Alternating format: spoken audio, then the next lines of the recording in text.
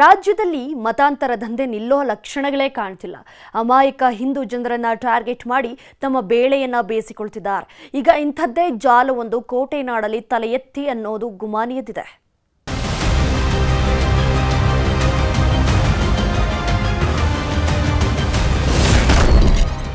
ಶೆಡ್ನಲ್ಲಿ ನಡೆಯುತ್ತಿದ್ದ ಮತಾಂತರ ದಂಧೆ. ಕೋಟೆನಾಡಲ್ಲಿ ಅಮಾಯಕರೇ ಟಾರ್ಗೆಟ್.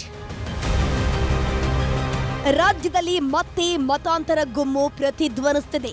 ಬಡ ಜನರಿಗೆ ಆಸೆ ಆಮಿಷವನ್ನ ತೋರಿಸಿ ಬಲವಂತವಾಗಿ ಕ್ರೈಸ್ತ ಧರ್ಮಕ್ಕೆ ಮತಾಂತರ ಮಾಡ್ತಿದ್ದಾರೆ ಎಂಬ ಗಂಭೀರ ಆರೋಪ ಕೇಳಿ ಬಂದಿದೆ. ಈ ವಿಚಾರ ಕೋಟೆನಾಡಲ್ಲೂ ಹೆಚ್ಚು ಸದ್ದು ಮಾಡ್ತಿದೆ. ಅಮಾಯಕರನ್ನೇ ಟಾರ್ಗೆಟ್ ಮಾಡಿ ಅನ್ಯ ಧರ್ಮದ ಕೆಲ ಕಿಡಿಗೇಡಿಗಳು ಮತಾಂತರ ಮಾಡ್ತಿದ್ದಾರೆ ಎಂಬ ವಿಚಾರ ಇದೀಗ ದೊಡ್ಡ ಮಟ್ಟದಲ್ಲಿ ಸದ್ದು ಮಾಡ್ತಿದೆ.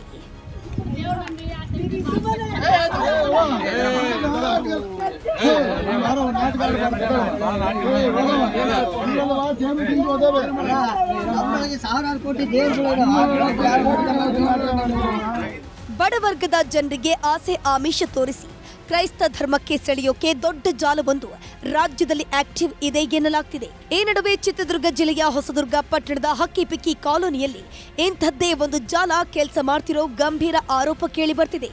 ಖುದ್ದು ಈ ಕುರಿತು ಮಾಜಿ ಸಚಿವ ಗೂಳಿಹಟ್ಟಿ ಶೇಖರ್ ಧ್ವನಿ ಎತ್ತಿದ್ದು, ಪಟ್ಟಣದ ಹಕ್ಕಿಪಿಕ್ಕಿ ಜನಾಂಗದ ಕಾಲೋನಿಯಲ್ಲಿ ಅಕ್ರಮ ಶೆಡ್ ನಿರ್ಮಾಣ ಮಾಡಿ ಬಡವರ್ಗದ ಜನರನ್ನ ಬಲವಂತವಾಗಿ ಕ್ರೈಸ್ತ ಧರ್ಮಕ್ಕೆ ಮತಾಂತರ ಮಾಡ್ತಿದ್ದಾರೆ ಅಂತ ಹೇಳಲಾಗ್ತಿದೆ. ಈಗ ಬಲವಂತದ ಮತಾಂತರ ಮಾಡಲಿಕ್ಕೆ ಅಲ್ಲೊಂದು ಶೆಡ್ ಹಾಕಿ, ಆ ಸ್ಕೂಲ್ ಜಾಗದ ಅನಧಿಕೃತವಾಗಿ ಶೆಡ್ ಹಾಕಿ ಅಲ್ಲಿ ಆ ಜನಗಳನ್ನ ಕರ್ಕೊಂಬಂದು ಅದನ್ನ ಮತಾಂತರ ಅವ್ರಿಗೆ ಪರಿವರ್ತನೆ ಮಾಡತಕ್ಕಂಥ ಕೆಲಸ ಮಾಡ್ತಾ ಇದ್ರು. ಈಗಲೂ ಕೂಡ ಈ ಮತಾಂತರ ಅನ್ನೋದು ನಿಲ್ತಾ ಇಲ್ಲ. ಬಲವಂತದ ಮತಾಂತರ ಅನ್ನೋದು ನಿಲ್ತಾ ಇಲ್ಲ.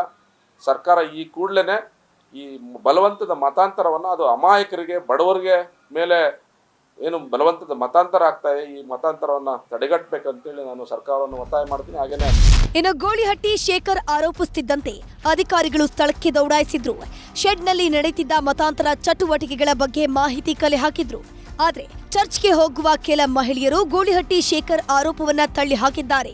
ನಾವೇ ಶೆಡ್ ಹಾಕೊಂಡು ಫಾದರ್ ಅನ್ನ ಕರೆಸಿ ಪ್ರಾರ್ಥನೆ ಮಾಡ್ತಿದ್ದೀವಿ, ನಮಗೆ ಯಾರೂ ಕೂಡ ಬಲವಂತವಾಗಿ ಮತಾಂತರ ಆಗಿ ಅಂತ ಹೇಳಿಲ್ಲ, ನಾವು ಮತಾಂತರ ಆಗಿಲ್ಲ ಅಂತ ಹೇಳಿದ್ದಾರೆ.